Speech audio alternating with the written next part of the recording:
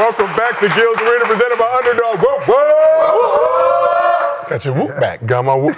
I've heard the whoop whoop has changed in these streets a little bit. The whoop whoop belongs to the streets now, Gil. I'm trying to reclaim my whoop whoop. Trying to reclaim it.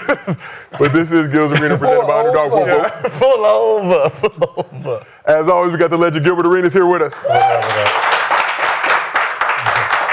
And back on the couch, we got the distinguished gentleman from Oak Cliff, former #1 pick, Kenyon Martin, back here. What's that?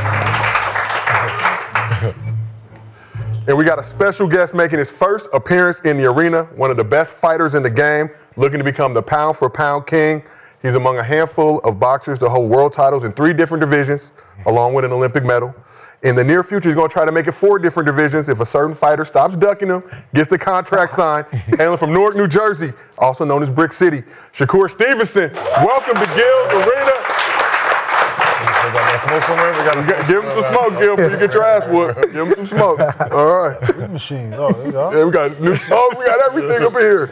Damn. All right, if you want to get your bread up, go ahead and. You want to get your bread up, go ahead, download the Underdog app, use promo code GIL, get up to $1,000 in bonus cash plus a special pick 'em. And if you can't watch the show with us on YouTube, we have audio versions available on Apple, Spotify, wherever you get your podcast. So we got a lot to get into, but see you sitting next to Gil, a little bit of a size difference here, but how many rounds do you think Gil could last against you in the ring? I mean, he an athlete, so you got to respect him as an athlete. I would say about round 3 is when he'll start breaking down. Okay. Yeah. You give him 3 rounds? Oh, wow. Nah, I mean, he an athlete. You know, he got to be in some type of physical shape or some type of physical condition, so yeah. Gil, is that true? No, are you still an athlete? Or are you one? 3 minutes? 3 minutes per round. So you got to pick one. I'm trying to figure out how to run around. So the thing is, so you got to pick one. You can't punch and run, so you got to pick one. It's just You gotta play Run! You got to play defense or offense for the first Your round. best chance would be to just go out there and just swing your best shot Hell and no. pray you land. No. Yeah? I've watched World Star, right? I've seen what just wild swinging gets you. Yeah. Gets you uppercutted, man. Just run, Gil. Until I get tired. Like the first round, you got to play offense or defense. Like you got to pick one. Because you got to get them first 3 minutes out the way. Once you get them first, because them first 3, your adrenaline go be stupid, and you go night early.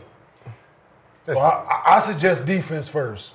Like No, not that move. No, not that move. That's what I'm doing. Have you ever got hit with a body shot? No. Because you tall, so I'm going straight to you. No. Okay. No, See, I respect you being real. You being real, though. Never got hit with a body shot. Yeah, Don't yeah. want one. Yeah, I got you. So now let's flip it. So Shakur, you also like to hoop. You've compared yourself to Steph Curry in previous interviews that you've done. But this question is for Gil. So prime Shakur Stevenson versus Wash Gilbert Arenas, game of 1s to 11. Wash the #9 Gil with the beard. He don't get hibachi. He get Nah, I see. the Wash Gil. I know he got that old Iverson. Where'd you get the old Iverson from? He got the old Iverson left to right crossing. I know it. Who showed you my tape? I watch everything. I know you got that. You got the old Iverson. So I give him about 6 or 7. All right, so 11 to 7. It depends on how many dribbles. If he gets to dribble all day, then I'm good. We'll go 5 dribbles. We'll make it reasonable and fair. I like 3 dribbles. Oh, you want 3 dribbles? 3. 3 or less. I get 5, he get 3. That's Yeah, I can probably contain a little bit. Once he gets past the 4 or 5, he got me.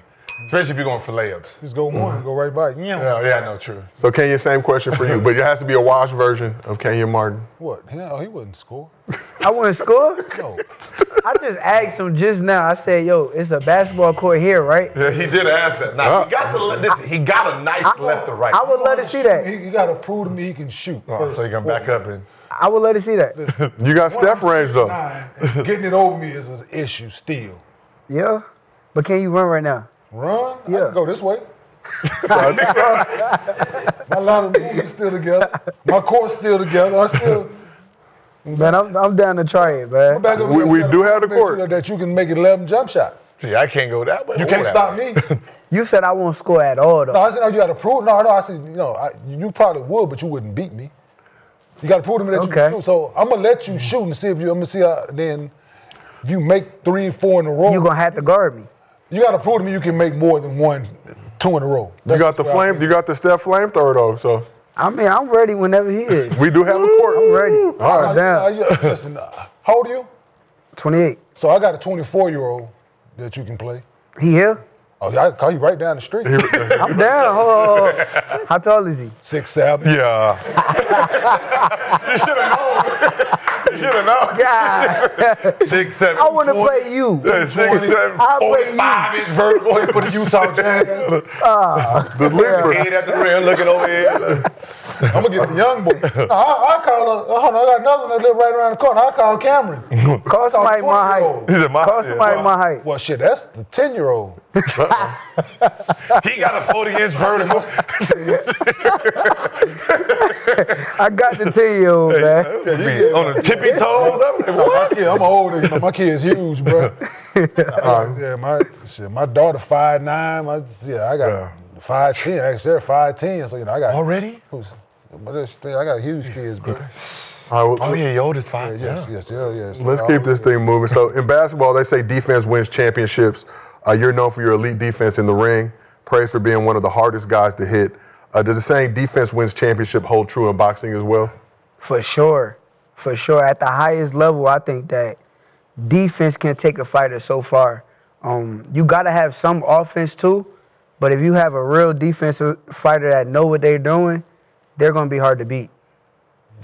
It's always like there's nothing more intimidating in sports than defense. Yeah. Right? When you can't score, when you can't hit somebody, there's nothing more intimidating.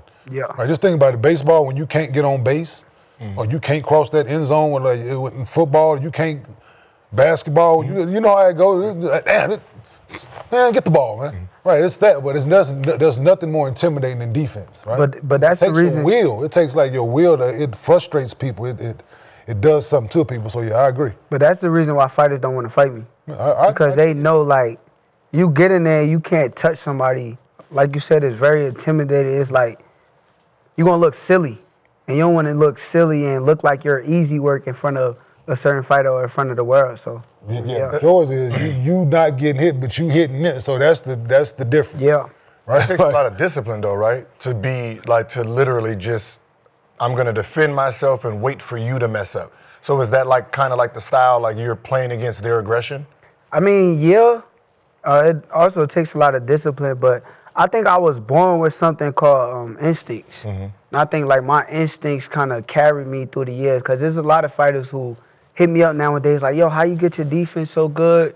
How did you get good at this? And I think my instincts is the main thing that's kind of like, I know when and when not to move, if that makes sense. Well, how much like preparation goes into that? Are you watching fighters, seeing what their style looks like, or are you just in the ring kind of feeling out? As a youngin', I didn't even used to watch tape.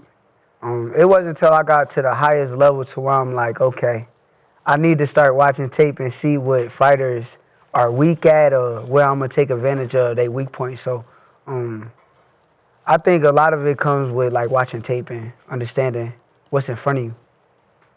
Is it like, I guess just watching it from, from TV is very different from when you're in the ring. Are you looking for like like combo styles? Like, is like when you say like their weakness is just something that they do naturally that you pick up on? I try to attack what bothers you. So like if I see something in a fighter and I see that you fought another fighter and they did something that bothered you that night, and then I watch it against another fighter and the same thing bothers you again, that's something that you didn't correct or you didn't fix. So 9 times out of 10, come fight night, I'm looking for it to be there. Yeah, they don't know it until somebody exploit it. Yeah, and if sure. they win doing it wrong, then ain't nobody exploiting what they're doing wrong, and you know what Yeah. you're looking for. Yeah. Then that's smart. Like I'm all for that.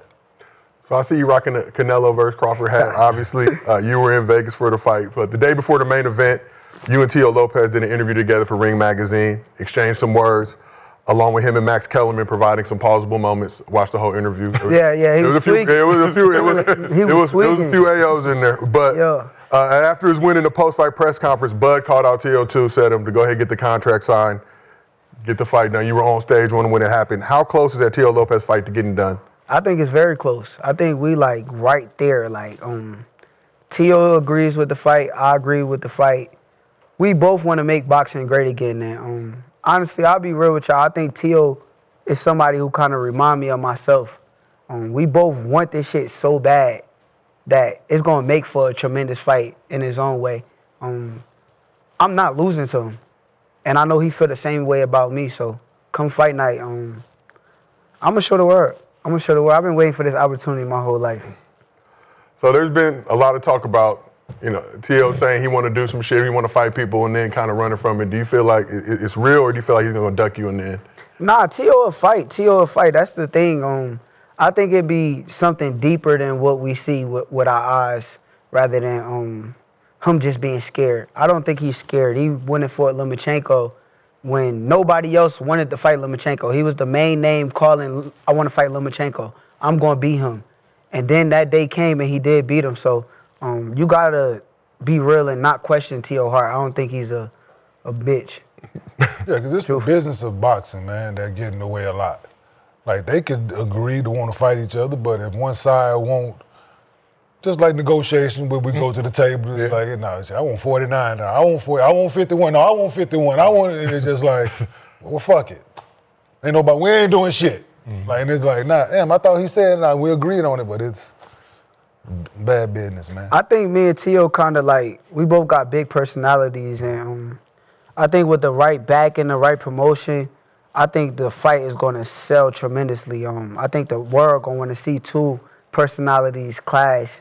And I think the promotion, I hope they listening right now, they got to make that shit fun. Yeah. They got to make it fun. Yeah, because y'all are entertaining in y'all own way. So with the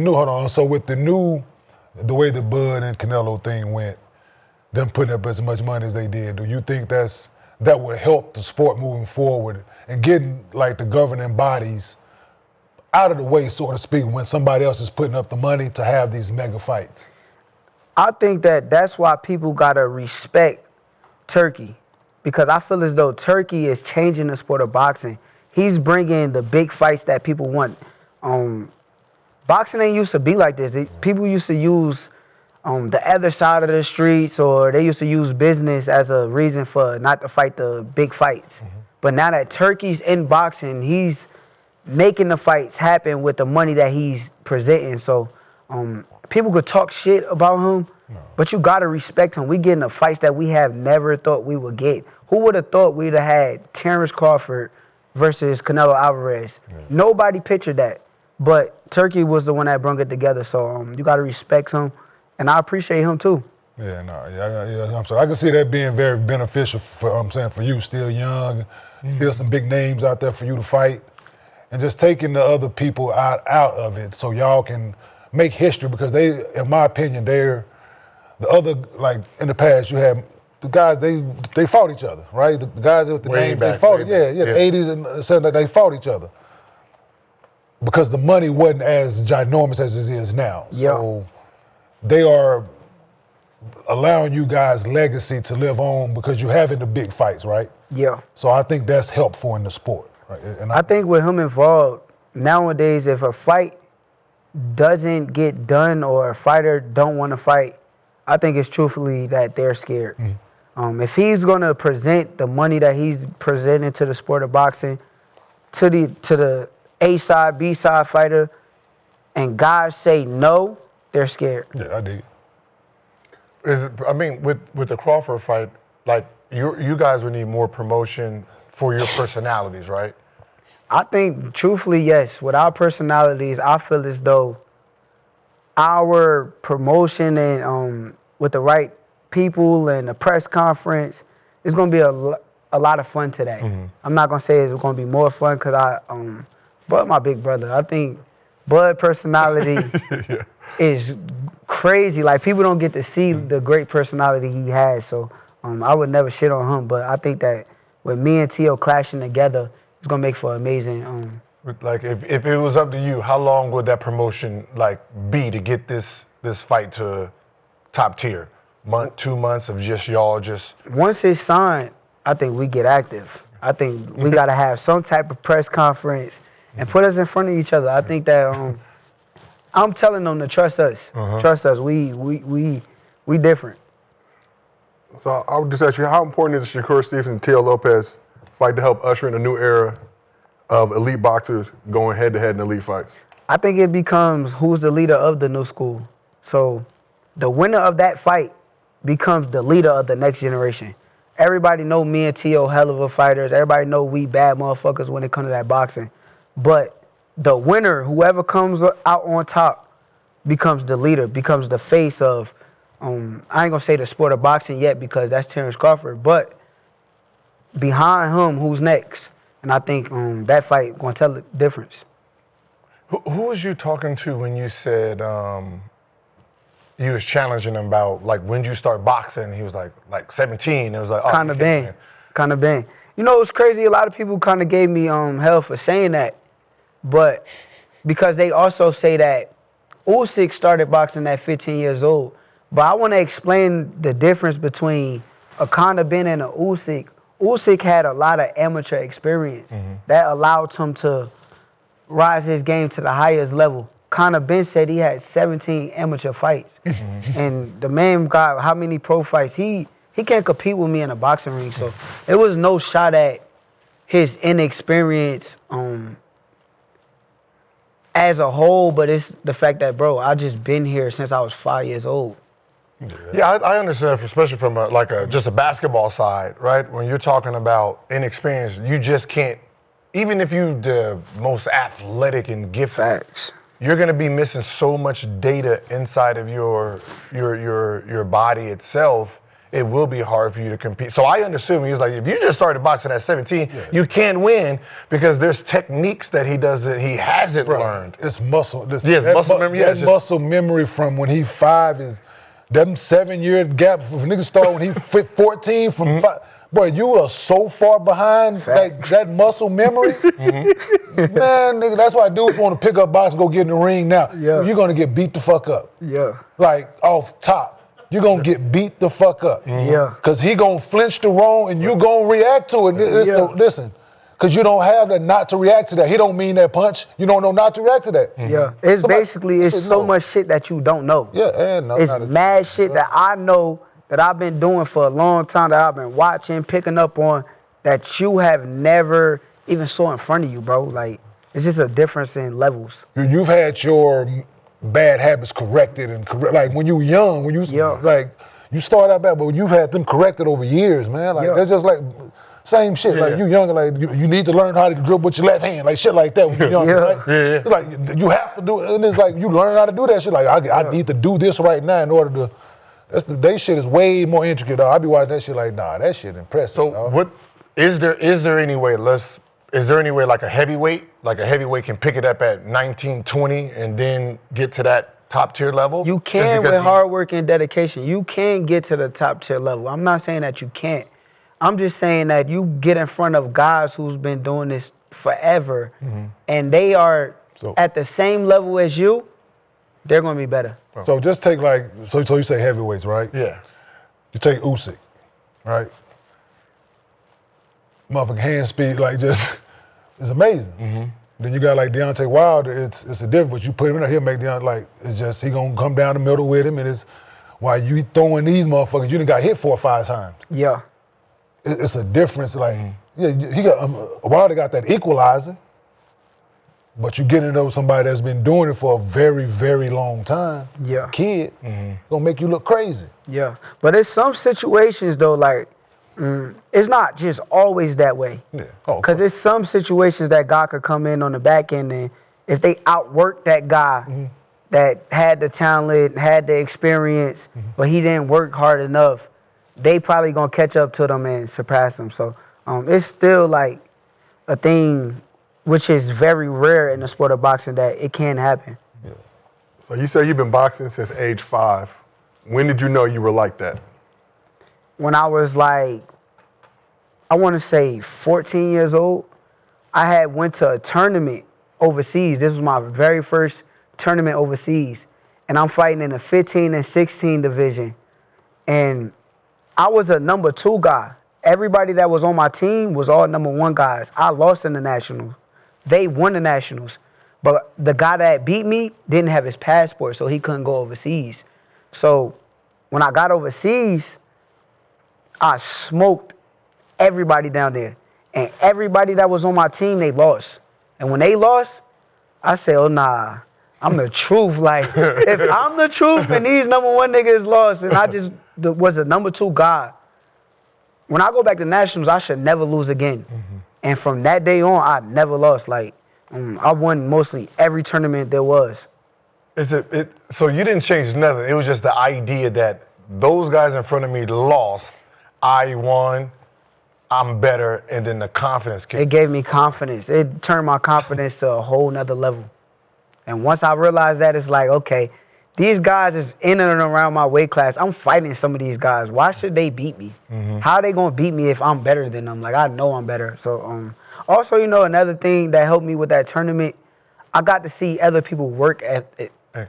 So when I seen they work ethic, it's like, I kind of worked harder and I wanted to outwork them. And my talent wasn't just getting me by no more. It was more so, okay, my work ethic caught up with my talent too. So you remember I was saying that in basketball. I said, like we was talking about the Lucas situation. And I said, we all work hard until we see somebody else doing something that we've never seen before. So we supposed to have the idea like, yeah, this is what I'm supposed to do, run a little 2 miles, do this, because that's until you see somebody else and you're like, yo, what is this? And then once you see it, it's like, all right, this is how I get to the next level because he's here, I get there, and then hopefully somebody else above me opens a door for me to see their work ethic. Yeah.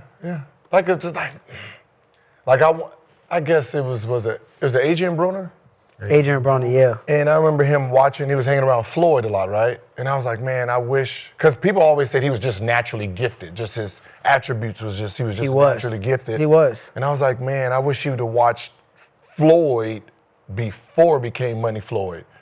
Because Money Floyd is a machine at this point, and you're watching the fun part of Floyd. You're not watching the 2 a.m. You're not watching what he's doing to be this billionaire. And I said, sometimes, man, you got to go straight to the dude and like, hey, man, forget the club part. Let me see what you do.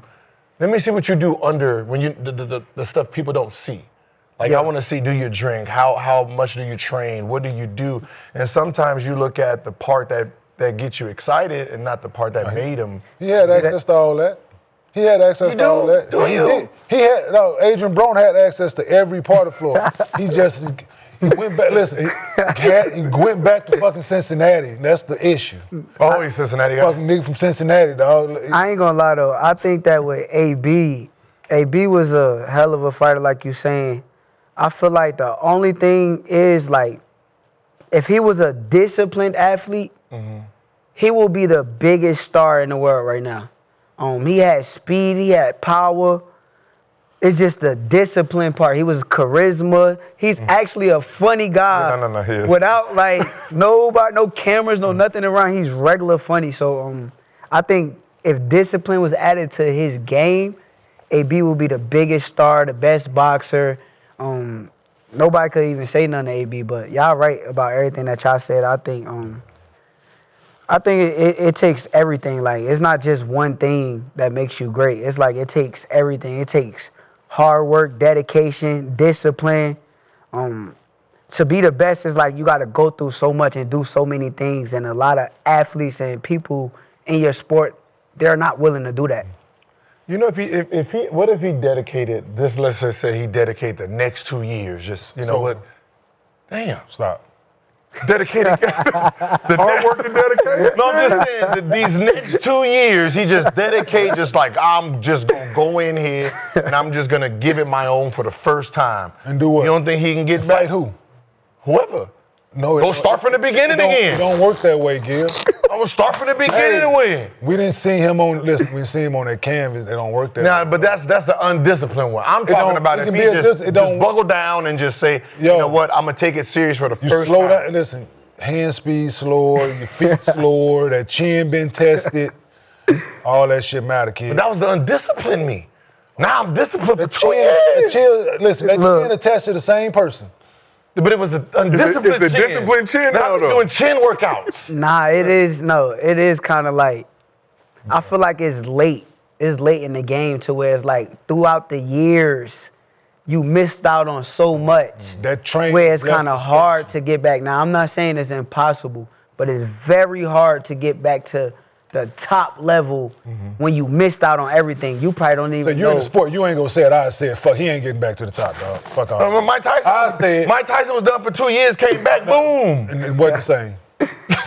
Mike came back still. You know what? One thing that I will say about AB though, a lot of people gotta give him respect because of the fact that he put a lot of people on in the sport of boxing. He put a lot of people on his back during his come up. Okay. And I think people got to give him that respect because one thing about Adrian Broner that I would say, I think he's a real nigga. Like, he really a real nigga outside of the undisciplined part.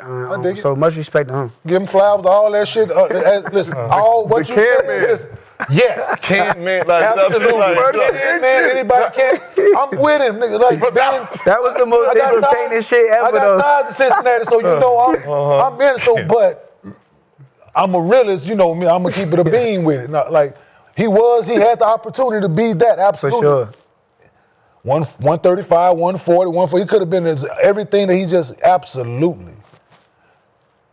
But that train has left the station. But we always know sometimes people who are just more gifted than everybody, they got a little bit more wiggle room. And when hard work beats that, you know what it say, Gil? Facts. When hard work, come on, man. I ain't gonna lie, I ain't with you right now. Discipline 2 years, bro. Man, the can man can be. This is my discipline Can man shit. go? It's a very hard thing to do. I know. Very hard. Listen, no, it don't. And I just like I be loving the entertainment, man. Just that part of it. It is, but but the thing, if it wasn't entertainment, I hear you, yes. But that shit ain't for play, dog. No. Like, you getting that motherfucking, listen, that shit ain't for play.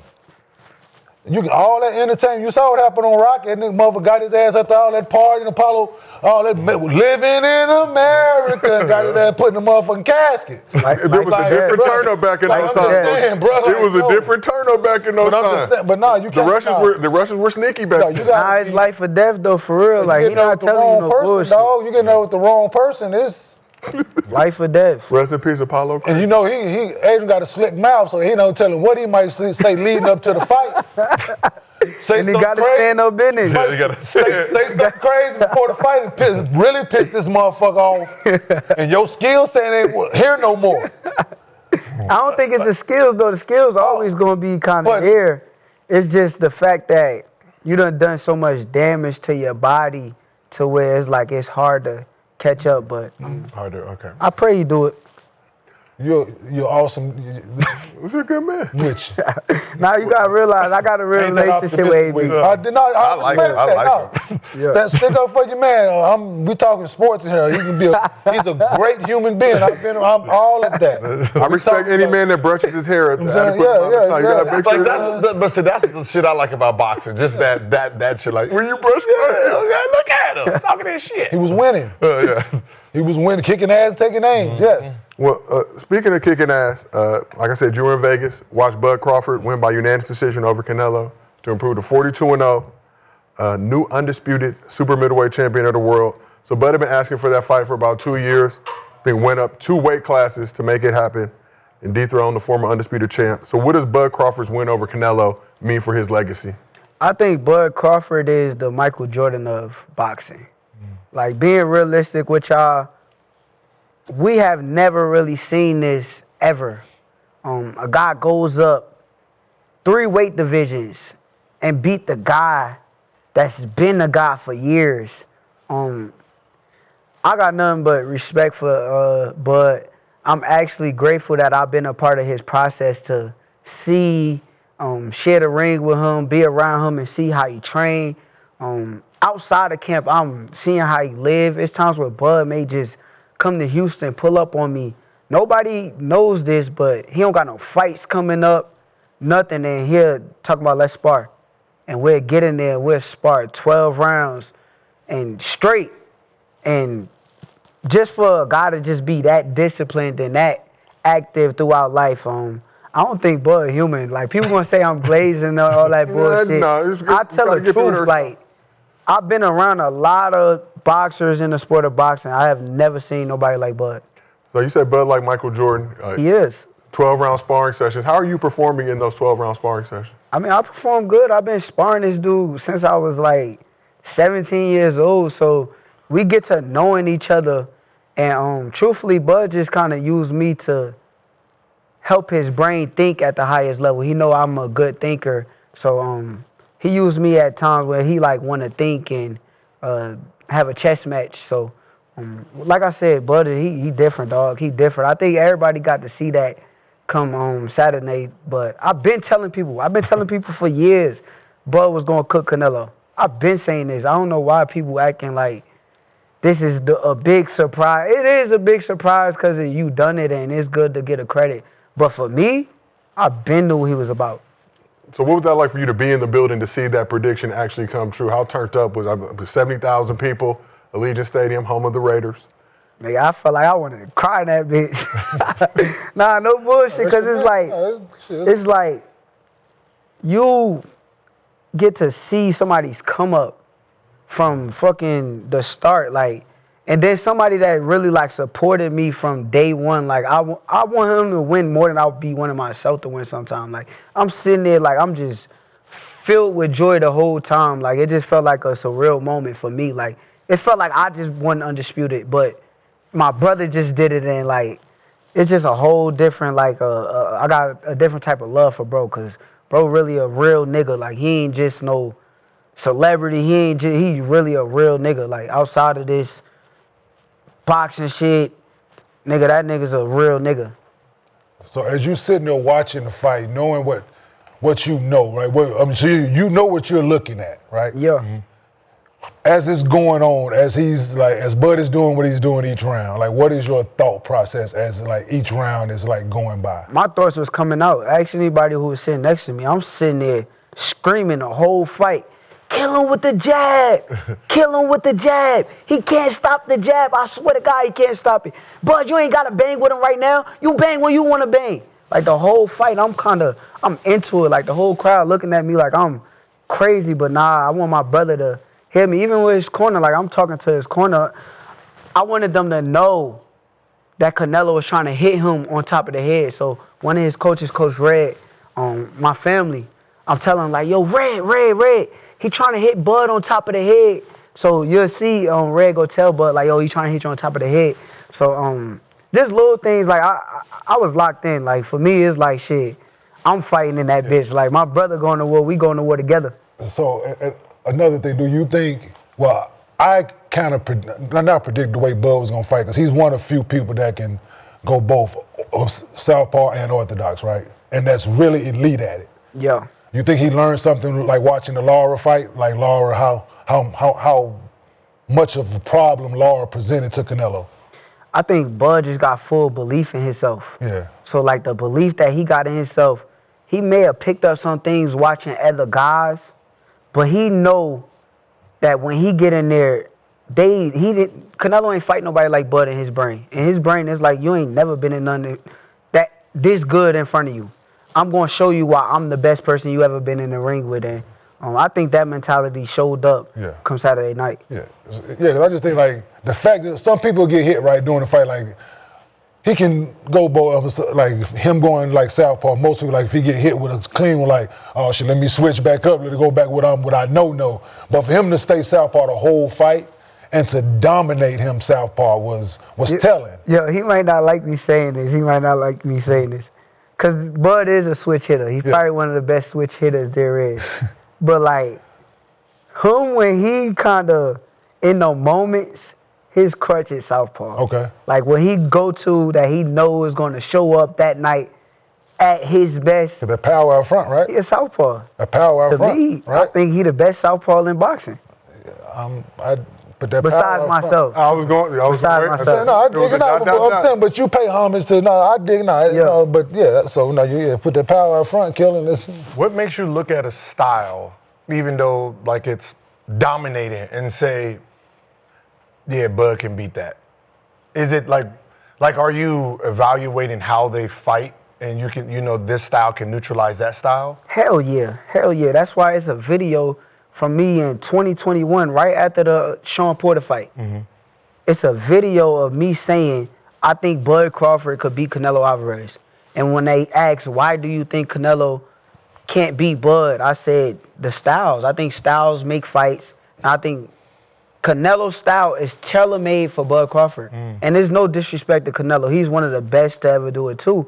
But his style is like a come forward, aggressive, throw big shots, try to hurt you with big shots. And Bud is a boxer. He's a boxer puncher, actually, not just a boxer. Yeah. Because if y'all pay attention in that fight, if Canelo defense wasn't good, his ass would have got knocked out too. I agree.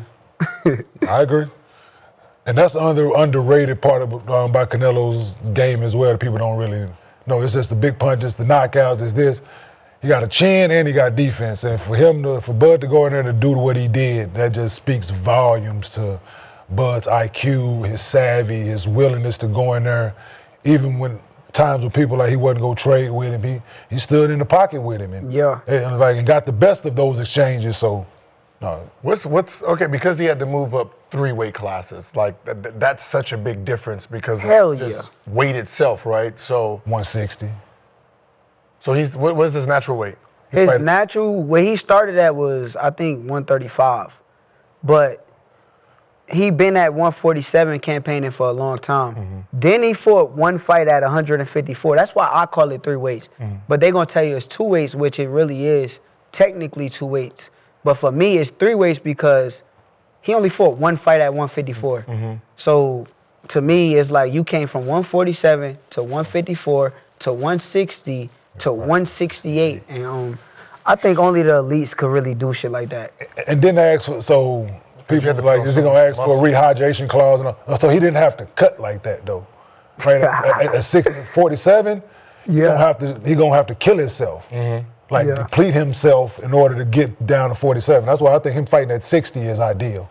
Yeah, 68. I think he dominates 60. I think at I ain't gonna lie. They gonna say that's why I gotta let y'all know, cause they gonna say I'm glazing, but I'm telling the truth. Dig it. This dude power for me, and I've been saying this for years, it carries through the weight class. Okay. So I can see him in the ring with a 175 or a cruiserweight, and if he touched them, I don't care who you are, you're gonna feel that shit, bro. I don't care who the fuck it is. I done seen him in the ring with a heavyweight. Can you fight Benavidez?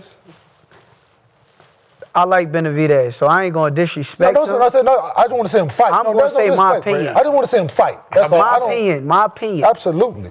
At 168, if Benavidez come down there, I don't think he beats Bud. Okay, I dig. That's my opinion. People want to say I'm crazy, but the skill is. I mean, the skill is. No, the skill is there. No, it's just usually because someone's a little bit bigger, right? Yes, and they think like, okay, you got to be able to take certain punishment that the other guy's putting on you. But I watched Bud when he fought Canelo, and then I watched Benavidez when he fought Caleb Plant. And when I seen it was like Caleb Plant was outboxing him. So if Caleb Plant didn't gas out, Caleb Plant might have beat him that night. But Bud, he don't tire. You're not gonna gas. He come in tremendous condition. And for me, I just think Bud is a legend. So they might say I'm crazy, but people might say they're not gonna make that fight happen. But I don't think it's far-fetched. Like that's the much the big. Got to lose. He been fighting that one. He's fighting him at 68, I think. He can get the. Yeah, 68 would be. He a big dude. Ideal because he came from 68. He a big dude. Oh, he came from. Oh, so he went up. Now he has to come back down. Yeah, he would have to come back down. That'd be a difference too. That's a fight. Like that's a fight. Yeah, because Benavidez the truth too. Hey, he the truth. Punches and bunches with bad intentions. Yes, he the truth. Hey, remember? Hey, go watch it. Go look. Hey, dog. He the truth. He a killer. Kenyon is our resident fight expert. A whole killer. Yeah, he watches. He knows. He's the man we go to. But let's shift this a little bit. So recent years, we've seen a rise in celebrity exhibition fights. Jake Paul and Tank Davis scheduled to have one in November on the heels of Paul fighting Mike Tyson last year. Floyd Mayweather and Tyson have one scheduled for next spring. So are these gimmick exhibition matches like Jake Paul versus Tank Davis or Floyd versus Tyson good or bad for the sport of boxing? I mean, I feel like in Floyd and Tyson situation is different than Jake Paul and Buddy. I feel like with Floyd and Tyson, it's like, okay, y'all deserve it. Y'all legends. Y'all paid homage. Y'all did the most for the sport of boxing already. So you deserve a big payday and be cool. I'm cool with it. I like it.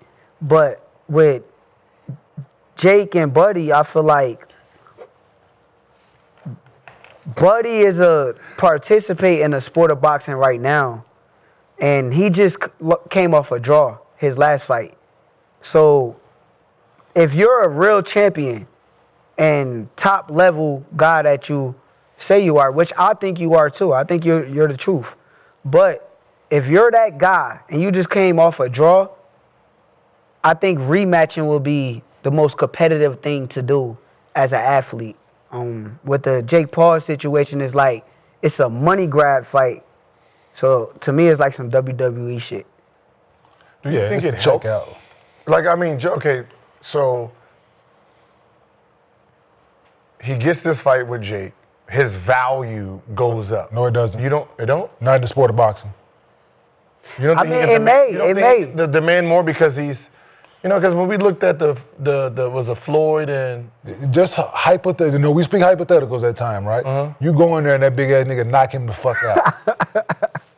I'm just saying hypothetical. Go in there and knock Tank the fuck out. That big ass nigga being Jake Paul. Yes. Okay, just one. Knock him the fuck out. Because he's bigger than him. Yeah. For one. By chance, it is a fight.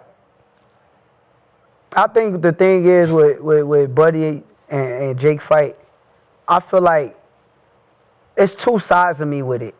Because from a competitive aspect and me being the mentality that I got, I feel as though I probably would have done a rematch. Yeah. But then from a business aspect, if I would have done the rematch and I did not win the fight, the Jake Paul fight will be a lot less money and a lot less lucrative. So You think so? from a business aspect, I understand that anybody that with a business mind probably would have took that fight for as much money as it was. So I'm a realist. Like, I ain't gonna just bash, bro, No. for what it is. I'm gonna tell the truth. Yeah, no, I dig it. So, yeah, most people who were watching him like, yeah, okay, he definitely need to fight dude again. Right? He needs to fight Roach again, right? As a competitor. As a competitor, like, everybody like, yeah, we need to fight him. We understand the money thing. We get it. But the people that's a fan of your sport or your craft we want to see you fight him. We want to see y'all all fight one another. Like, Facts. that's what we want to see. Facts. And we feel that him doing this, he's going to cheat us as fans out of that. Because I don't think you can come back and unless you getting top payday, you're not going to take a back seat now. Yeah. Right? Just because height, he might have a bigger name than you at the time if that was to make the fight right now. He do. Now, but there's no question. After this, I don't think that. You're going to fight him. Nobody's taking that serious. You come back over here, it's like, who let the clown back in? Okay.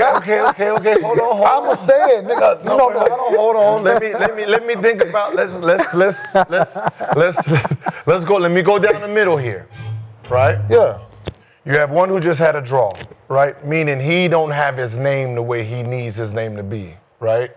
Now you have Jake, who's trying to get into I'm a real boxer, take me serious, because most of his fights has been some bullshit, right?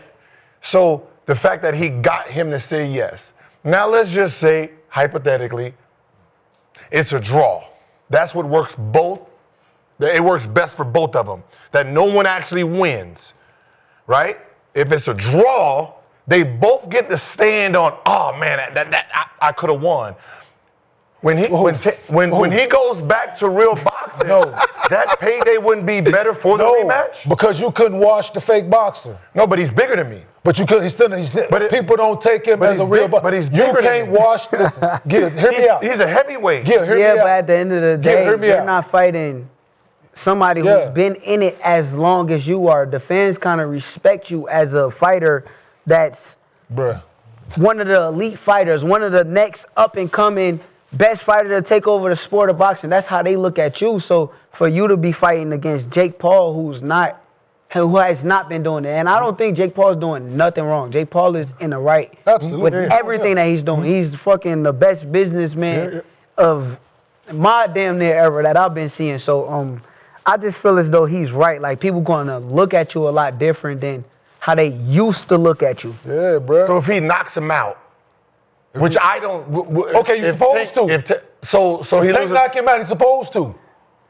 I don't know if he's supposed But to. I'm just saying, But that's what I'm saying. I don't because he's not as big. Yeah, because of the weight. And that's what I'm That's the saying, only because thing of we the look weight. at. But Yes. skills and all of we looking at it as he's a much more he's an elite fighter. I know, but it's Fighting still a lesser fighter for money. But it's still a right? weight thing that he still has to get through this but big still, difference. But he's still So- smarter than That him in the just ring. make it entertaining for the But casual. but I'm saying if he He's rocks still him, But smarter if you're than him in the ring, a yeah. real boxing fan, just like somebody being a real basketball fan, how you feel me?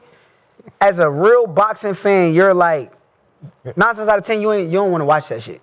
You're like, man, I'm not watching this shit. I want to see Tank in fights where I think that he can lose or somebody around his weight that I've been waiting for years to watch. So I think from that aspect, it just make certain fans probably look at him a lot different. Oh, see, I just thought of business-wise where he gets to I'm one use of- this to piggyback back up. Like, as you use Nah. this, jump up just like It don't McGregor. work. You Nah, use it because to get at the back end of the up day, you and- got to realize, bro, he's the truth when it comes to boxing. He got all this talent.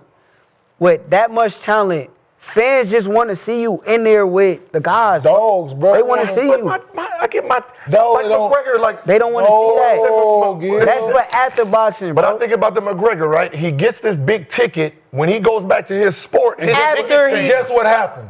His ticket changed. He didn't win I know, but his ticket changed. What he was getting No. paid As before. far as the business, you're Yes, right. What I he was get getting you. paid before, when he wasn't came getting back, that- his dollar was very different. That for was sure. outside of the ring. He wasn't getting No, that. when he came back to the Not from sport that and he had to octagon. go back to Dana, his bag is different. Like, no, this is what I got here. I'm not taking that's- bullshit before. I don't know about the This is UFC, boxing. so I can't really speak Oh, yeah, too no. much on it. This is. Nah, yeah, his I price watched. changed. Yeah. I watched that as well, and it wasn't. I hear you, Gil.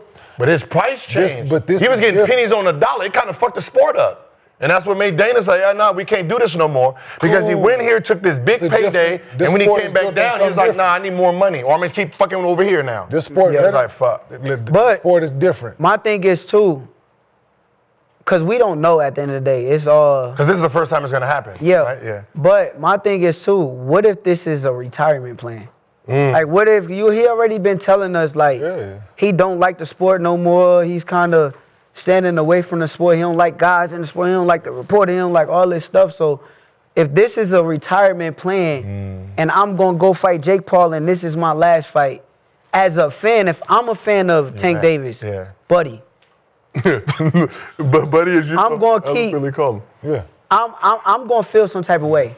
I feel some type of way about you. Yeah. No, it's that right. You looking at it and you like, oh yeah, he next. Like I've been, I watched this and I've been for years. And you watch dude, he little motherfucker bad. Like you want to see him fight other people. And if the payday is what you're looking for, we get it, cool. But when you start, well, I got 4 more fights. Like, nah, it's all it takes is the one, right? For it not to go the way you expected it to go. And I think the draw was that. He was lining it up like, I got 5 more fights. I got this many more fights. And It was a 6-fight deal and with me in there. And one of them don't go the way that the first one don't go the way that you expected to go.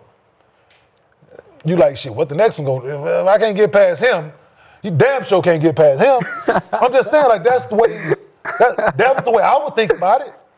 So Shakur's, in my opinion, Shakur's a better fighter than Roach. There's other people at 135 that he could go fight that I like 130, 135. It'll be a decent fight, but those guys, in my opinion, not on Tank's level.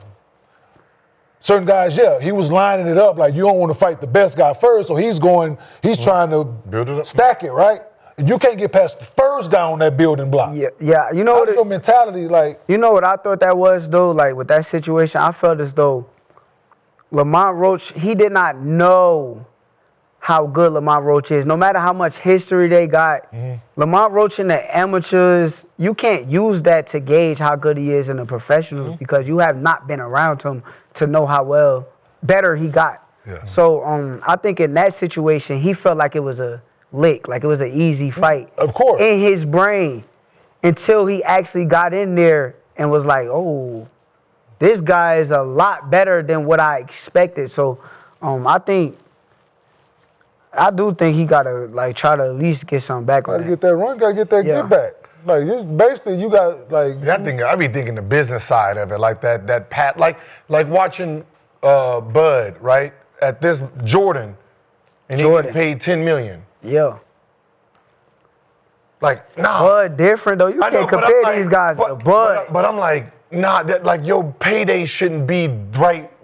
You should have already been here, but I don't think he's like went against that other superstar to get that dollar. Now his dollar gonna be big. Yeah. You know what I mean? I get what you're saying as far as a business. Yeah, like I if you think just about putting the on your business part. business hat and just speaking specifically business, then that is the right because Bud didn't have opportunity to be able to become the biggest star until he finally got opportunity. And then now the world is like, damn, like this dude been this good all along, but y'all just didn't recognize it. Y'all didn't respect it when it's not commercial guys, when it's got guys that's not big names in the sport of boxing, but they good fighters. So we just talked about the man you referred to as Buddy, Tank Davis, but are we ever going to get the Shakur Stevenson Tank Davis fight? Yeah, we should get the Shakur versus Buddy fight. I think. Shakur versus Buddy, excuse me. Yeah. I think that's a hell of a fight in the sport of boxing. I think that we both guys who's been doing this since forever, and truthfully, I feel like we've been special fighters our whole life. Like in the amateurs, all people used to talk about was Buddy. In the amateurs, all people used to talk about was Shakur. So it's like as we turned professional, nothing changed. He became a big star. I became a star in my own right and getting bigger as I go. But to me, I've been saying I thought it was one of the best fights in the sport of boxing. But right now, I'm kind of questionable if it's really going to happen. I'd be surprised. Now that's a big fight between you two, right? Yeah. Huge. Do you want that fight now? Do you want that fight like 3 years from now when y'all like? I'll be looking at You business-minded. I be You thinking very about- business-minded. Y'all thinking about I just want to fight this nigga. No. I be thinking about when I that's fight good. you. See, that's I good. want to hit the lick too. Like I'm I want to itching. fight a nigga for $1 million. I'm gonna be honest with you though. I'm itching though. Yeah, like I'm okay. itching just because of the fact that it's been so much built up through the years to where you done told me what you was gonna do to me. You done threatened me in certain type of ways. So it's like, nigga, come see about me, nigga. I'm right. I'm not running from you. I'm not going nowhere. They say, oh, all you do is talk about him. All you do is talk about. That's why I'm referring to him as Buddy. Yeah. But truthfully, it's like if somebody asks me about him, I'm going to say what I got to say. I'm not going to stand down from shit. I'm ready. Soon as they make the call and say, yo, let's get active, nigga. I'm with all that shit. Facts. And for the record, you did not bring him up. I brought him Exactly. up. And you answered the question, so Yeah. I appreciate you. Like even with Bud, like if they would have fought this 2 years ago, would he have got 10 million and the other one got 95, or would it have been a little bit lower? Don't know. It probably would have been some type of lower. Maybe. I don't know. You just never know. It probably would have been lower because I don't know if Turkey was involved. But now that Turkey is involved, hey man, There's more let's turkey all being- fight, bro. Let's fight. all fight, It's man. time to see who the best, bro. I'm tired of talking about shit on social media. They like, oh, No, that's Twitter what- sin and blah blah. Man, shut the fuck up. I'm That's willing one to thing fight I- all these niggas. That's one thing I respect about them though. Them niggas, listen, somebody mentioned one of them niggas on Twitter or something, they right back at them, right?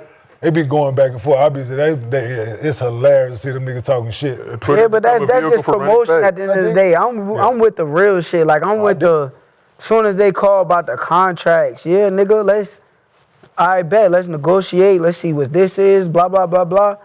Set the fight up. I'm ready. That's what I'm into. Like I dig it. So you said you want to be great. To be great, you have to fight the best in their primes. Do you feel like modern day boxers are more concerned with staying undefeated versus becoming great? Yeah, because of the generation we living in. Like, it's a lame-ass generation to where it's like, a guy loses, you clown that guy. A guy fights the best. If I go fight the best fighter and somehow this nigga find a way to beat me, why should I be clowned? Why should I be memes all over? Why is it this big digital attack on who I am? And that's why I feel like guys in this generation is scared to put it all on the line because it's so much that come with this shit now. Like, it's just a different era. Like, these new generation of people is different. Do you think the fact that Floyd made his O such a big thing over time that became the thing in the sport? I mean, everybody know that Floyd changed the way boxers looked at boxing. Everybody wants to be undefeated. People are scared to take chances. They would rather go fight a bigger notoriety fight than fight a guy that's the best guy. Yeah. Guys don't want to compete and be the best guy. They rather just be the most known and most guy with the best following and all that kind of stuff. So Floyd definitely changed that when he went undefeated and talked the way he talked and did everything that he did. He changed the sport of boxing. So yeah. So do you see both sides of it? Look, it seems like from a business standpoint, obviously you want to get the bag, but what you're saying is from a boxing standpoint, you want to face guys that you actually think have opportunity to be able to beat you, right? I think it's 50-50. Like, it depends on how much you talking. I like making money too, so. Everybody on this couch does. But also, I feel like guys don't also realize that when you fight the best guy, you're still going to get paid a big-ass bag. It's guys I felt like ducked me over the years to where they fought certain guys and they lost, and they didn't get a chance to make a bag with me. Like Pitbull, for example. You could have fought me, bro, and made way more losing rather than fucking to fight Ryo and lose for the money that you took for that fight when you could have made way more fighting against me. So you could have whooped his ass and he would have made way more bread on it. Yeah, like you could have made more money, but you ducked on some whole ass shit to where it's like now you lost to Ryo, so now a fight with me and you ain't even as big as it would have been. And Pitbull, obviously, he's facing Lamont Roach, I think, in December. Yeah. How do you feel about that fight? I got Lamont. I think Lamont is the better boxer, the better fighter. I'm one of the few people that put money on Lamont when he fought Tank. And I didn't put money on the win. I just put money on the fight going 12 rounds. I knew that they wasn't going to give Lamont a decision versus Tank. Like, I knew exactly how the fight played out in my head is exactly what happened on fight night. So, for me, Lamont Roach is a hell of a fighter. Yeah, I'm picking anybody against Pitbull Cruz. Just so you know. Yeah, because he's so basic. He's basic. I hate it. He basic. I fucking hate it. Listen, you get the right nigga and they hit it. Nigga, back up, dude. You think it's ever gonna be a boxer that goes like doing 4, 6 fights a year? You think it's ever gonna go back to that? I think it's hard. Because boxing is really a hard sport. I do see like the point to where the fighters back in the day used to fight a lot more than the fighters now. Mm-hmm. But you also got to take in that the fact that a lot of them fighters back in the day, no disrespect to them, but they punchy now. They talking like you can't understand these guys. Like, so when you just getting your brains punched 4 or 5 times a year, and then you gotta live a life after boxing. This shit ain't just about boxing. Like, I want to be here for my kids. I want my daughter to understand me, and I want to be able to articulate well to my daughter. So, like I hear, fight 4 times a year and fight 5. That shit sound good. At the end of the day, dog. You don't sound good. At the end of the day, that shit fight every 3 months. It sound good. Every 3-4 months. Come on, man. Training camp after training camp. Mind you, in training camp, you sparring. Yeah. So now you going rounds and rounds of getting punched and then over and over. No headgear. Man, I'm trying to talk to my kids the right way, dog. Like, my grandchildren, when it comes down to, I want to be able to talk to them, like tell them things and get them experience in my life to where they can sit down and really talk to me and understand me. No, Understandable. That ass, bro. No, that is it's fact. I be looking at some of them records. I'm like, God damn. How many 2 fights in one night? What? Wait till my next fight. Yeah, that's. So I'm saying Canelo, fucking 69 fights, bro. Yeah. That's a lot, right? You think? No, I'm just saying, like, Muy mal. It's guys back in the day that had 100 and some fights though. Yeah. Yeah, but I think with Canelo, the thing that helped him a lot is what fans don't see. He has great defense. It's not just easy to hit Canelo. So I don't think he's gonna be talking crazy after. He knocked a lot of Mexicans out in Mexico before he came over. Yeah, exactly. Like They was down. Yeah. They was in Guadalajara down and lining them niggas. He was having 3 in one night. lining the motherfuckers up 3 in one night. Big niggas to sleep. Hey, putting them to sleep for the 250, 250 pesos. Hey, come in there and take this. Hey, we'll take this ass. what? You take this ass whooping, man. We got these young up. Should have walked in that motherfucker, saw that red head, and be like, ain't never seen no red-haired Mexican before. I'm not finna fight him.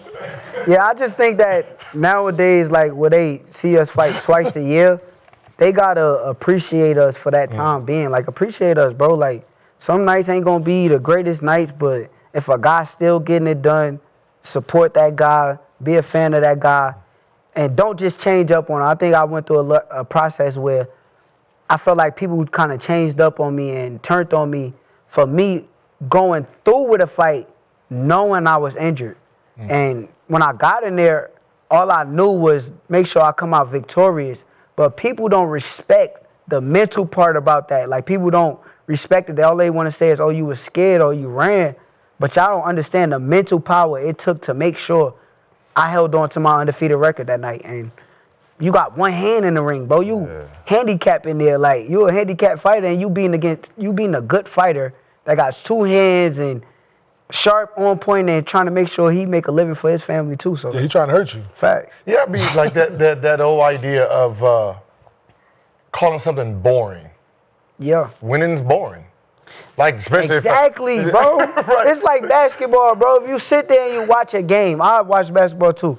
You watch a game and guys up 20, 25 points, you turning the TV off. This shit over. I'm about to go do something. That's not entertaining. That's my boxing. You watching my fight. I'm up 5, 6, 7 rounds. Guys like, all right, man, all right, we ain't getting a knockout, cool, but you feel me? So it's the same kind of similarity in the sport, but people don't respect it the same way. Yeah, I was Eagles yesterday, where Jalen Hurts was like, you ain't even got 100 yards. We won the game. Kicking your ass. We won. That's it. Like 2-0. This is it. Like there's some fights I get to go in there, right? And some fights is like I just need to win. Fact. That's the most important part.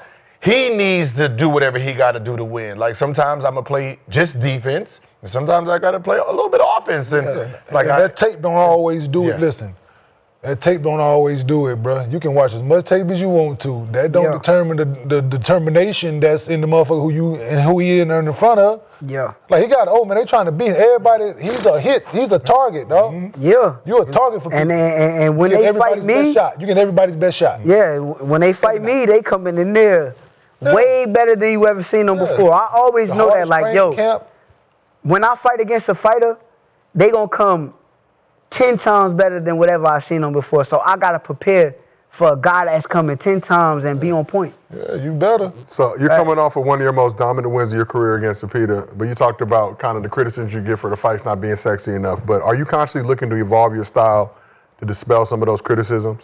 I mean, that's what I did for the fans that night. That night, I wanted to show them that I'm a dog too. I'm not just what y'all say, because a lot of people try to act like I don't got dog in me.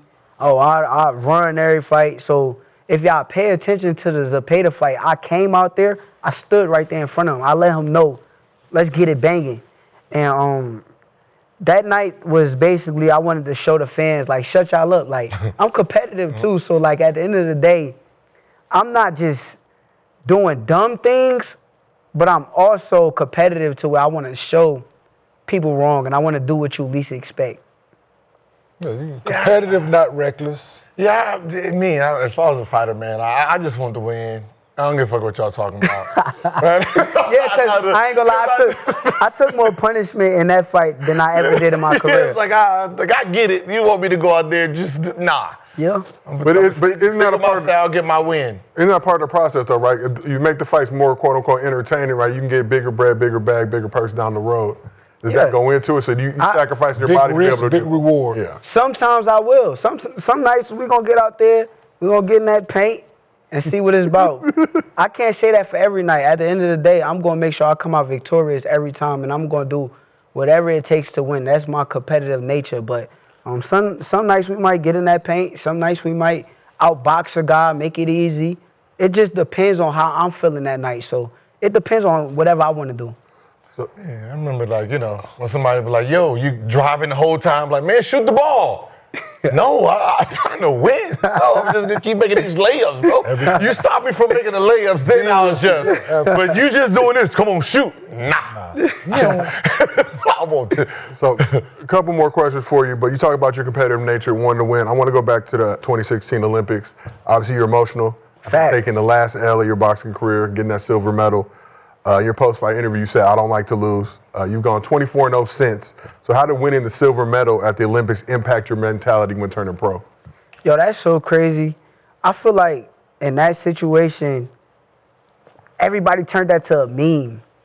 But now that I'm old enough to understand and know exactly what that was just my passion. My passion was boxing. My passion, I dreamt of being the Olympic gold medalist. That's all I knew during that time. I worked super hard to get there. I got there, I felt the goal. Yeah, I cried. Yeah, I was hurt. That's part of the process. But I think nowadays, it made me into who I became today. Like, if I won that gold medal, I don't know if I would be the same person that I am today. I'm not sure if I would have been big-headed. I would have felt like I'm better than everybody.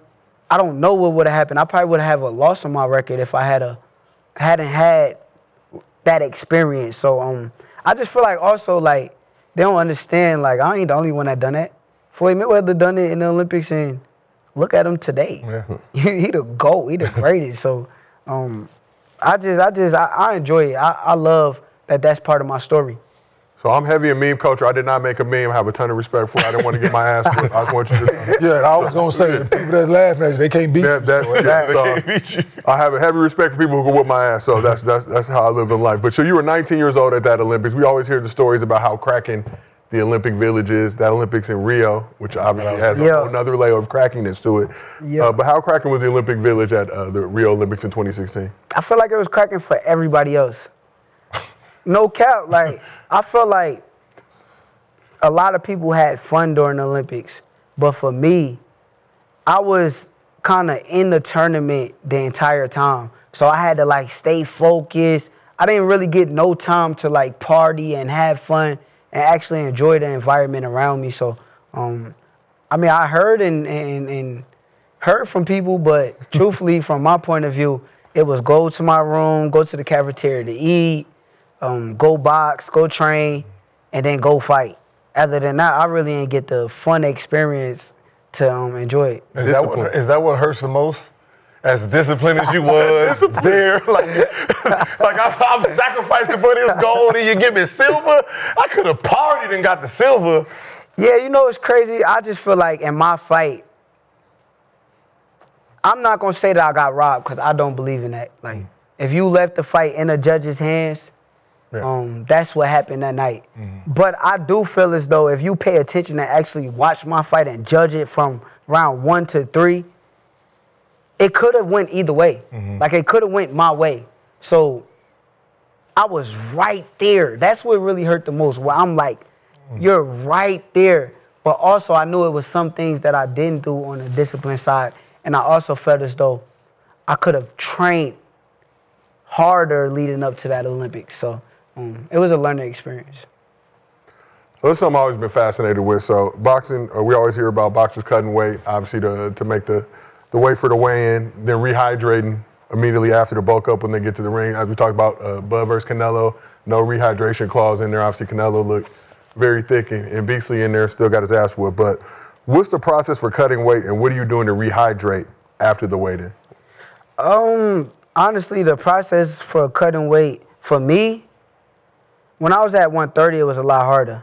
But as I got to 135, I feel as though it's been easy. Like, it's been very easy. But for some fighters, there's some fighters that's really weight bullies. And people say, like, I just had a debate with Andre Ward and Roy Jones to where they like, oh, well, Dre said he don't believe in weight bullies. Like, he think it makes it worse on the fighter. I heard you say that. But for me, it's like I do, because I done been in there some nights where it's like I done got in there in the ring and I feel like guys had to been 20 pounds, 25 pounds bigger than me that night. But I do also agree with skills win the fights, because if you pay attention to Bud and Canelo, Bud looked like the smaller man. Yeah, if you he did. really watch and pay attention to it, Canelo looked bulkier, thicker. Pause. But Bud was skillful enough to where it's like skills mattered the most. Even when Floyd for Canelo, skills mattered the most. So skills will always overwhelm size, but sometimes you just got to be reasonable in some situations. Like when you losing, you're trying to lose. How many pounds you got to lose sometimes? That's what I'm like. Yeah, I'm Like, do you I'm when you fascinated like by it. not eating, fasting? What are you It's doing? guys, it's guys that lose 20, 25 pounds. So it's guys that lose. But how long? How Walking around, like some of them dudes that fighting, just take like 147, right? Just take 147, for instance. Some of them dudes walking around 175, 180 pounds. Facts. Like, You got to Fact. lose. yeah, get to 147. Facts. how are they losing? Like, yeah, what how are you quickly doing? are they losing that weight? I'm ain't- trying to learn I my mean, own You person. getting lipo? What You gotta doing? you gotta eat right. You gotta drink a lot of water. It's a technique that people don't really know about. It's you get in a bathtub and you sit in there for like 45 minutes to an hour. Sometimes if you got a lot of fat on you, you'll cut like 5 pounds from that. Especially if you got a lot of water. So just sitting inside in the your body. bathroom. You just sitting. Did you say that again? It's hot. You just sitting in Oh, the it's a hot, hot bath. Hot. just hot. And Very hot. Gotta be hot. 45. You gonna sweat. I'm about to get some ass. Like jacuzzi hot or hotter than Hotter, probably sometimes hotter than the jacuzzi. You know, I don't like that shit though. I ain't gonna lie. That shit be feeling like So you just sitting there and then just you lose the weight. motherfuckers be just spitting. Spitting also, you chew gum, spit in the cup. Just spitting, just constant. But that's People like when do- you gotta do- lose Yeah. 0.5 or 0.6 pounds. You trying to lose that little 0.6, you spitting in the cup. Just So, but then you get to gain it back right after to the fight. weigh-in, right? Then what's the point? Gil, don't- You made the weight. because you ain't trying to go fight a nigga at 160, you want to go fight that nigga at 147. Nigga. No, but what I'm saying, okay, but what I'm saying is, I gotta be at 147, Yeah. and then You go to whatever and then I weight you get want. and then I can go back to the weight I want to fight the same dude. Like, what is the point of the going down to 147 then? It's good to have goals. If I can fight him at 155. You made the weight.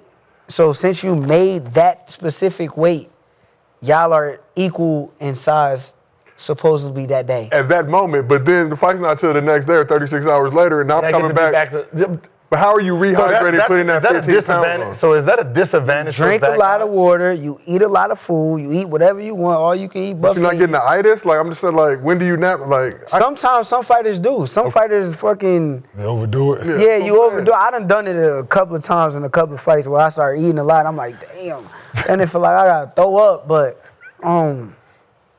yeah, You're not allowed to use IVs, right? no. So yeah, so it's To get it back? You certain not. things you're not allowed to use IVs. There's certain things you even cutting weight. Somebody recently got in trouble. They was in the little sweatsuit thing. They was like so somebody got in trouble They for weight- being in the It was a weight. So some says it was some type of controversy It's a- about somebody's weight cut recently, and I was like, yeah, like and for him to get there, he got to do certain things in order to get there. You gotta drink a lot of water to get it back though. You gonna have to get it back, drink you gotta probably drink- like 2 gallons To to get it down? yeah. Oh, to flush all that out? Yeah. So that has to be, is that a big disadvantage for that person who's trying to drop weight? That's Because you what- got to drop weight and then, That was the argument me and Andre Ward had. Well, not argument, but debate. Yeah. Because he felt as though it's a disadvantage. But Roy kind of said, shit, I was doing the same thing. I was 20 pounds bigger than my opponent, so it's like it can be a disadvantage, but sometimes I think if guys got the right team with them, they'll be kind of. So the good thing about the one thing you can do to help yourself in this is staying active, right? Not saying not sparring, but just make sure you going for your runs, you're on the bike, you're doing all those things, so you're not ballooning up 25 pounds from when you were, right? Like, that's the difference between Bud 38 and normal fighters 38. Bud is a guy who's always active. He's always doing something. And it's naturally he just that way. It's not like he's purposely doing it. He just naturally, I got to get up, do this. Oh, I'm going to play basketball. I'm going to do ping pong. Or I'm going to just doing stuff. So I think that's something that really made him who he is. So. I said one final question. I can't be giving y'all the secrets though. Everybody, I'm in the hot tub. Boxer, baby. I'm in the hot tub for 45. I just want to be 1-0. Undefeated. Yep. Put me in with the greats. And then retire. Undefeated. so what happened to your homeboy? Yeah. But no. So what happened when he got his ass in there? But I knew he was. Yeah. But we all knew He got Nick was tired. going to do that. He gets tired, and then from there, he's going to quit. Everybody do. Your discipline goes out the window, nigga. No, that's just Nick. No, that's everybody. Nick can't finish nothing. He can't. No, I want to challenge him. All you do is just got to last long enough for him to be like, man, I'm out. I have seen him tap out. I'm thinking y'all was talking about Nate Robinson. Oh, him too. Oh, no, yeah. Oh, him too. Yeah. Look, hey, don't get fuck around and find out. That's one thing. Yeah. Hey, that's some. Hey, fuck around and get in there. Hey, Because most of the time you get knocked out, you don't know until after. don't ever play with You that. don't know until like after the fight, just booty in the air and everything. I ain't gonna lie, that's a feeling that I always prayed that never was gonna happen to me. That's why I take my defense so serious, bro. Hell no, you ain't about to knock me out. You just don't know, man. You just sit there. Next thing you know, you go back like, booty was in the air. That's crazy. Yeah, but it's the risk that comes with being an athlete and doing our sport. So before you get the booty, you get hit, you go face forward. That's what I'm saying. That's the one, dog. And listen, hit you and you go that way. Yeah. Oh yeah, it's like, hey.